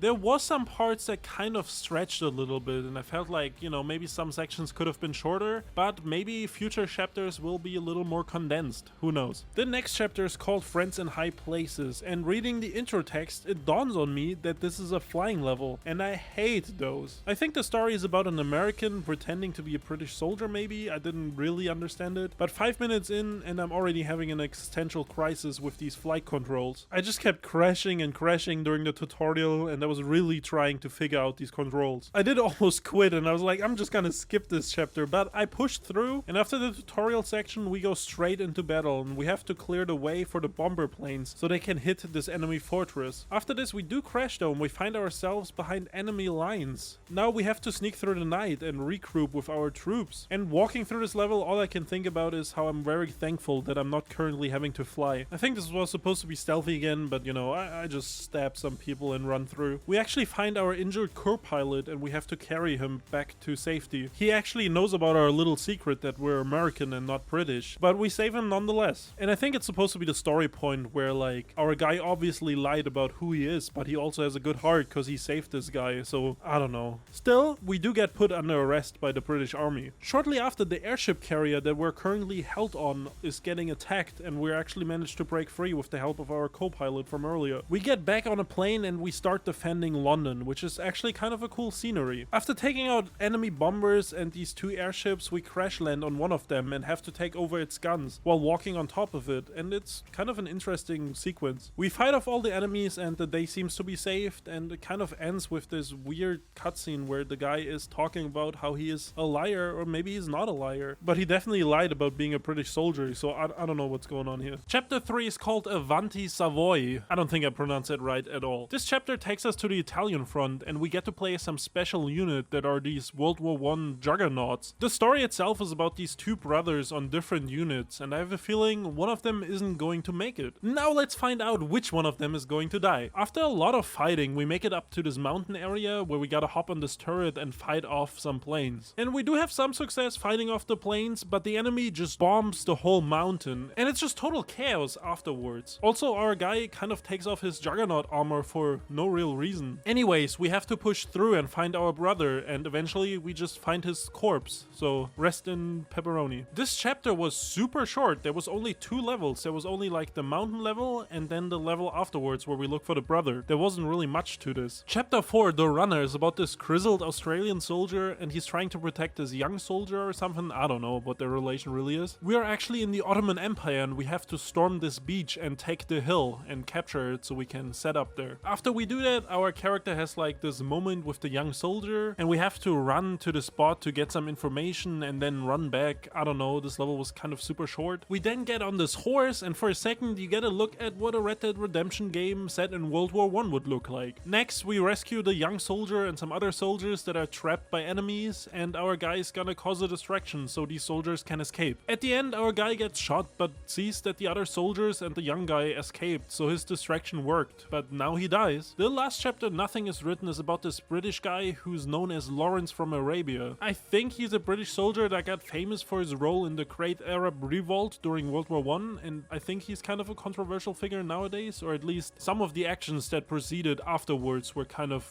questionable. In the first level, we gotta find this logbook on this train that we blew up, and I think that's something they actually did early on during the revolt. After that, we get to play as one of Lawrence's allies, and we gotta send out these fake pigeon messages, and this level is hard as I don't know, I struggled with this level for a long time, and there was this juggernaut I could not kill for the life of me. After clearing out the first outpost and sending out the fake message, there's 2 more, and those kind of go by quicker at least, so maybe I was just really bad on the first one. This bad guy who knows us shows up and he monologues about killing all other rebels and blah blah blah, and eventually we just have enough of his yapping and we just stab him in the neck. Turns out the rebel position he was talking about attacking was already abandoned by the rebels, and we get some more Lawrence of Arabia planning his other attacks, and then a cutscene of time passing in the desert. We then have to infiltrate this area, and there's this juggernaut once again, and I'm struggling again. I'm throwing like grenades at him. I'm pulling out the tank grenades, and he takes 4 tank grenades to go down, when tanks only take like 1 or 2 tank grenades. It's actually insane. We then stop this other train with these big cannons on it, and we lead the assault on it, and it's actually really hard again for no reason. There was also these aerial planes that kept striking me down as well, and I just kept dying a lot during the section. Now I should also mention that Battlefield 1 didn't have the easy mode unlocked, so I'm playing on normal, which I guess makes this a little bit harder than easy, but still, even for normal, this feels kind of challenging, but maybe I'm just bad. Eventually we blow up the train, and I think we're supposed to look at the explosion of the train, but I'm kind of stuck opening this crate in slow motion. Then the end credits roll and we get some more real life lore, and that's it. That's Battlefield 1's campaign. And you know what? It was alright. The first chapter felt a lot like a movie, the way it built up characters and stuff, and was around the length of a movie as well. It actually wasn't bad at all, and at least had a personal story with characters. It gave a little bit of a setup. After that though, the chapters just kind of kept getting shorter and shorter, and they weren't filled out as much with story and characters. But I do have to say, each chapter at least had some cool stuff about it, like a cool set piece, or maybe like a cool interaction with something. Comparing this to Battlefield 3, which I played earlier, I would probably give this a 6 out of 10. Maybe like a 6 to 7 out of 10. It's very hard. It was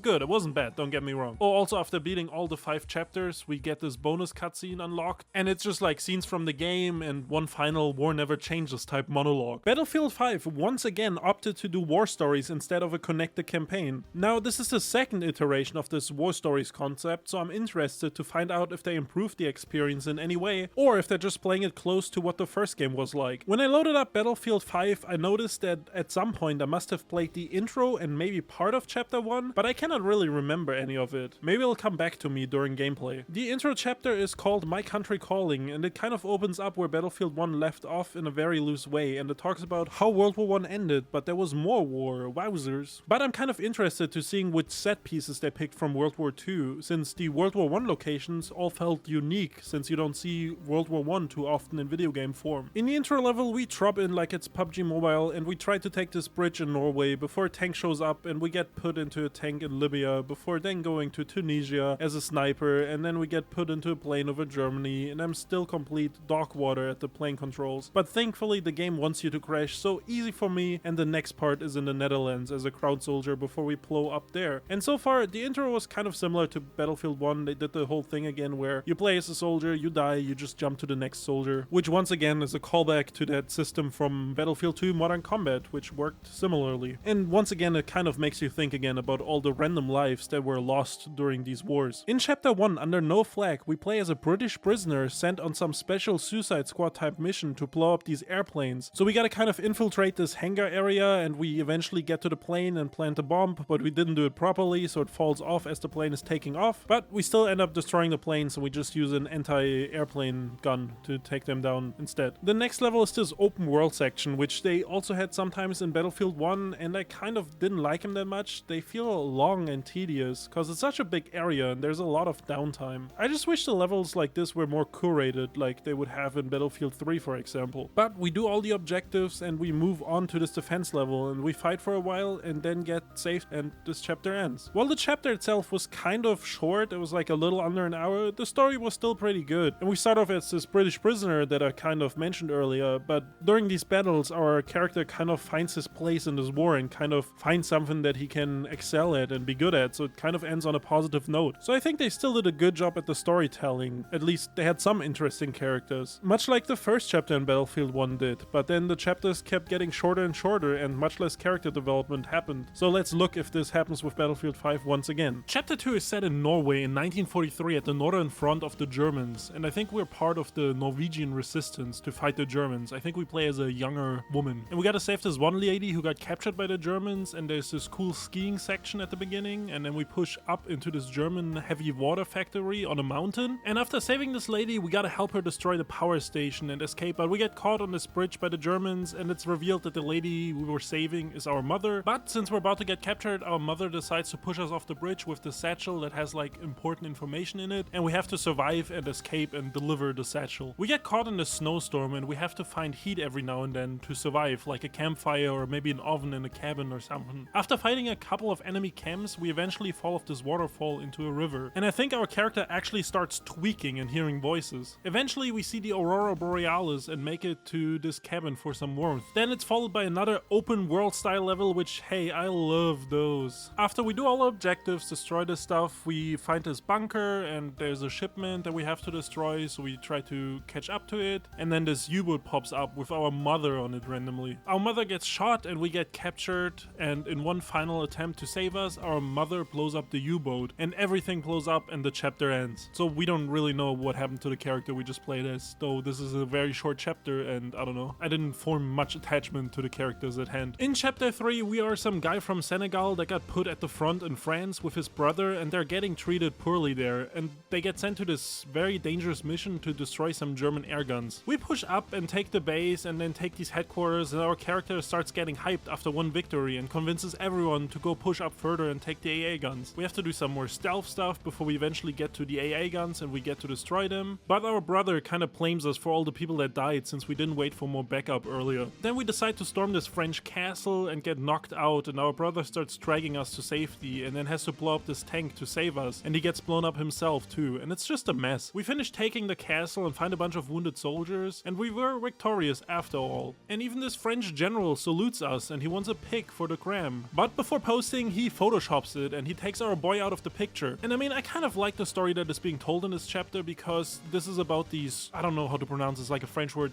tirailleurs or something, which were these troops they pulled from colonies and then put to war for France, but they kind of didn't treat these troops very well, and a lot of history they were left out, and it was never mentioned that they helped with France's victories. So I think this chapter kind of told a decent story about how this guy is trying so hard to become like known in this war and to be victorious, and then he can maybe move up in status, but at the end of the day it all is meaningless and nobody really respected him. And the chapter ends with our guy as an old man with a picture of his brother, and he tells us about how France never paid much respect to these troops from other countries. And yeah, I mean, I gotta say, this chapter kind of liked it. This had some decent characters again. Actually, the last chapter of this game is one of the most unique chapters I've ever played in the World War II game, because we actually get to play as a German tank operator. And I mean, for obvious reasons, you never get to play as Germans in these World War II games usually. Now this is actually set towards the end of the war, where Germany is losing and we're like one of the last tanks holding out in this destroyed city. But our orders are to keep holding out and keep defending, because Germany hasn't lost yet, and that's what we're being told here. Since this is a tank level, you know, there's a lot of tank fighting like these levels usually go, and you know, we've seen this in the other Battlefield games as well. But eventually this big plane shows up and we Tokyo drift out of there, but the tank still breaks down anyways. Then there's like this whole debate who is getting sent out to scout the area, and it's decided that it's this younger guy who has to do it, and he goes out there and a ton of American troops show up, and we kind of like flee without picking up the guy and we just leave him behind. Then there's another short section outside the tank, more tank battles, another outside section, and another tank section. Towards the end we drive through this little street and we see a bunch of German soldiers that got hung for running away in this hopeless battle, and it kind of starts setting in with our main character that the Germans are losing this war. But there's also this younger guy in our tank that is very much still thinking that Germany is winning this, and he has not given given up yet, and he's seeing anyone giving up as a traitor. We take on this last big tank battle, and our tank gets damaged beyond repair after. And we have this argument with this other guy from our tank about the war being over from Germany, and the guy just starts walking away. But the younger soldier actually sees him as a traitor and shoots him. And after that, our character just kind of realizes this is all for nothing, this is all over. And as American troops are moving in, we surrender as well. And in the final moment, we see the young guy turn towards our character with his gun, and it cuts to black and you hear some gunshots. So I think it's implied that our character also got shot by this young guy that wasn't giving up. It's a unique perspective about World War II that we don't get to see too often, but to be honest, it's still kind of weird playing as a German soldier from this time. So I really don't know how I feel about it, but they did tell a decent story that kind of had some moments to it. Overall, this game was a lot shorter than Battlefield 1, but I think the stories themselves were more interesting and I liked the set pieces a lot more. So I think this iteration of War Stories actually had some improvements with pacing and storytelling that the first one was kind of lacking. And the only thing I really disliked about Battlefield 5 were those like open world levels again. They just take me forever and I just struggle with them a lot. And also this game didn't have a flying section, so that's another bonus point actually. If I had to rate this game again, I would give it a 7 out of 10. I think this was a step up from Battlefield 1's War Stories. So with the new Battlefield game, Battlefield 2042, they made the interesting decision to not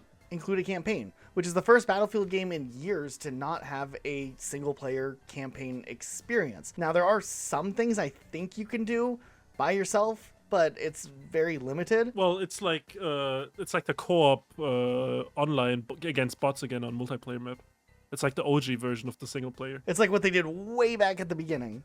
So one weird thing though they did was to market Battlefield 2042 after the controversy that had come out that there wasn't going to be a single player campaign, was to release like a 9-minute cinematic movie, like one long cutscene to promote the game. And interestingly enough, they chose to tell a story that revisited those characters from Battlefield 4. Now, we won't go into the nitty-gritty details here, but weirdly enough, they pick up with Irish from Battlefield 4, which means obviously then at the end, when you have to choose who lives and who dies between Hannah and Irish, I guess Hannah dies. I mean, I had to pick a canon ending, right? And I guess they picked the canon ending, I guess, to pick up the story. Now, maybe Hannah wasn't as popular. Huh? I guess. But nonetheless, unless they both survive, which could have been hinted at, but we haven't seen Hannah since. So they pick up, Irish is like living on a boat with refugees. He has a family. He has a kid. And he has to go on some like a mission to like retrieve something. And he's like in this like firefight with some other person. And it turns out to be Pac. And Irish brings him in, and then they have like a little argument over like who's betraying who and who's the good guy and who's the bad guy. Pac kind of has a point. Irish kind of has a point too about his loyalties, but Irish realizes that the information they have is too valuable to get into the wrong hands, so he tells them to drive the ship into a hurricane storm. Kind of a callback to Battlefield 4, I guess. This is set 22 years after Battlefield 4, right? Yeah, you are supposed to be able to tell that the characters have aged up because if you look very closely, Irish has a little bit of white on his beard. Otherwise, they look exactly the same. They look pretty much the same. Yeah. So this whole thing comes, some big bad guy shows up, and somehow, a lot of things happen in this short film that don't explain themselves, but somehow the bad guy ends up on the deck with Irish's son, who he has at a gunpoint, and he's going to execute Irish's son to prove a point for the New World Order or something like that. I mean, classic bad guy stuff, you know? I mean, when in Rome. When in Rome. Oh my god. So then Pac somehow gets out of his handcuffs, gets a sniper rifle, and gets up on the thing and is able to quickly take out the bad guy. And it's like a big fake out. You think that the kid dies, but really Pac had gotten the bad guy. And just as that happens, a helicopter comes and guns Pac down. And Pac ends up dying. I don't like the idea of them killing off a pretty major character from a much loved game years later in just like a trailer to promote a new game that doesn't have a story. Irish, I guess, has like a new outlook. And then he picks up like the device and he does like a call to all soldiers type thing, which is supposed to be like the inciting incident to start off the new Battlefield game. It's weird. I don't think I like this. I don't know how some of these story elements play out. I feel like they had to like rush a lot of things, obviously. And at the end of the day, I feel like it was just like a gimmick to try to get people nostalgic for the old Battlefield game, thinking they're going to have an experience like that. But without a story, I mean, how can you do this to the fans? I mean, I wasn't there. I didn't play Battlefield 4 really back in the day. I played a little bit of the multiplayer. Even now, knowing how they handled it, I feel like it was a weird decision. So it's not even like I have that long-term nostalgia sitting in me, and I'm like, man, why'd they do that? I just feel, I don't know. I mean, like, I don't know. I just think it's weird that they didn't have a campaign in the first place because the game was so unfinished. It's like they cut this big part, but then the game was still like whack at launch. So it makes me always wonder why they cut the campaign. And also, Battlefield 3 and Battlefield 4 had decent campaigns, right? And Bad Company 1 and 2 were also great. So, like, the modern campaigns in Battlefield, like, why, people seem to like them. So why do we not get one for this one? So there are a few other things, like, in Battlefield 4, they mentioned that Irish has, like, a wife and 3 kids. And in this cutscene, we don't see the rest of his family, even though 22 years has passed, and he has this new son, which I looked up in the lore is apparently an adopted son. So they were really just like trying to like write things in to make the story have these relevant stakes, and it obviously feels forced with it only being 9 minutes. Maybe at some point they had bigger plans for a larger story, and they ended up deciding just like condense to the point where they just had this very short cutscene. But yeah, it was just a really weird way to handle it. I'd rather have like a mediocre campaign than this 9-minute cutscene. You know what I mean? I don't know. Now, don't get me wrong. Like the performances themselves were pretty solid. I think like the character portrayal was good. The visuals looked good, but like once again, there's no gameplay to go with it. I remember they did other trailers with the Irish character, right? Like they featured him heavily, like trying to promote the game. So they definitely tried pushing that nostalgia factor to sell the game. I just think it's like a little weird. I don't know. Also, while we're on the topic of Irish, did you know that the actor actually died in 2021 that portrays Irish? Shortly after the game came out. Yeah, it's really sad. He's really good at portraying the character, and you said you saw him in some other things too, right? Besides just Battlefield? Right, he was like a big character in The Wire back in the day. And I think he was also known for Broadwalk Empire. He was a good actor. He wasn't a lot of stuff. It's sad. I would have really liked to see a full campaign with him playing Irish again. But, I mean, at least we got something. We got to see these characters again. I guess this short film is his last Battlefield appearance. So. Still salty how they handled Pac. Like, to just have him die? Yeah. I mean, he was a really likable character. And maybe to the point where, like, he'd come across as weak. And I feel like they could have played something into more who his character was rather than trying to force him into this, like, I don't know, this role where he's trying to like seek out justice or whatever. Also, I just found out that the main character of Battlefield 3 is also part of the lore of Battlefield 2042. Oh, really? What'd they do with that? First of all, he's the announcer for the Portal mode, right? And then second of all, he appears in some season lore drops. He isn't like physically in the game, but he's mentioned throughout multiple seasons. Oh, are there a lot of other references to the campaign characters? Have they done anything with Bad Company or anything? I mean, it's a different universe, right? Are they different timelines? Actually, I didn't know how the timelines came together in that. Yeah, I think Bad Company 1 and 2 specifically are their own timeline. So I just looked up the timeline for the Battlefield universe. Kind of interesting. Like you said, most of the Battlefield games are in a single timeline, including 2142, which was what I speculated earlier on, that even though that game takes place in the future, it talks about certain things happening historically that do fall in place in the other Battlefield games. So that's kind of interesting. A couple of games that don't fit into the timeline. Hardline doesn't seem to be attached to anything, though it could also be attached to something. It'd be kind of if they decide to ever address that game existing again. I guess it's like so detached it could be or could not be. Right. And then the Bad Company games are in their own separate timeline. So would be interesting. Now would be a great time for a Bad Company 3, I think, to revisit that timeline with how bad the reputation is with everything going on with... Well, I mean, Battlefield's reputation has repaired a little bit with fixes to the game, but obviously the launch was rough. Yeah, also how long are they going to take to make the next Battlefield game, you know what I mean? They just shut down the mobile game. It doesn't seem too hot. So they're doing a game like every, 3 years before? 2 to 3 years before? And obviously now they're like really pumping the brakes. I think we'll see something in the next year or two announced. I think 2 years. 2 more years, I think we'll have something. I mean, I think coming back with a strong Bad Company 3 campaign and multiplayer is probably the best thing they could do. Maybe they've been keeping that in their back pocket for when a game really just like financially doesn't do well. I mean, they could also go back to the future. I know a lot of people did want to see a 2173. That would be interesting too, yeah. But I don't know. I feel like the futuristic shooter market has been saturated for a while and might need a little bit more time. I think we're coming out of it, but I think maybe a little more time. And then another interesting thing, Battlefield Heroes Oh, my favorite. was in its own timeline. You know, Battlefield Heroes is interesting. I've never played it, but I've heard a lot of good things about it, like gameplay-wise, as quirky and weird as the game was. Yeah, it's fine. I mean, like, it was accessible, and that was, like, the biggest part for me. Right. So this game takes place in an alternate timeline that's a parody of World War II. Literally, according to the Battlefield fandom wiki. So instead of having, like, the Allies and Axis, they have the Royal and the National armies. And this is in the lore. This is what it says here. They were great friends, the countries, I guess. And during the Olympics, the royal nation accused the national homeland of cheating during a track cycling contest. And then controversy arose, and the nationals made fun of the royal king's mustache, leading the royals to declare war against the nationals. I mean, hey, that kind of fits. I mean, it's a very cartoony game. That's a very cartoony story, no? Like, I don't know. It is, yeah, it is. And then apparently when they announced that the game was shutting down, they revealed that the Nationals and Royals were finally able to put aside their differences and they were friends again. So they just closed the game because why would they be fighting? Happy ending. I don't know. I've only heard good things about the game. Maybe we should try it. I think there's some fan community servers out there that we could try out. Yeah, I don't know. It might be kind of fun. People have said it's ahead of its time. I think it definitely was, yeah. But what year was it from? Like 2016? No, 2009. Oh, really? That old? Yeah, it's like really old. Yeah. If they would have just kept that game going and like brought it to console, it probably could have done well. I don't know.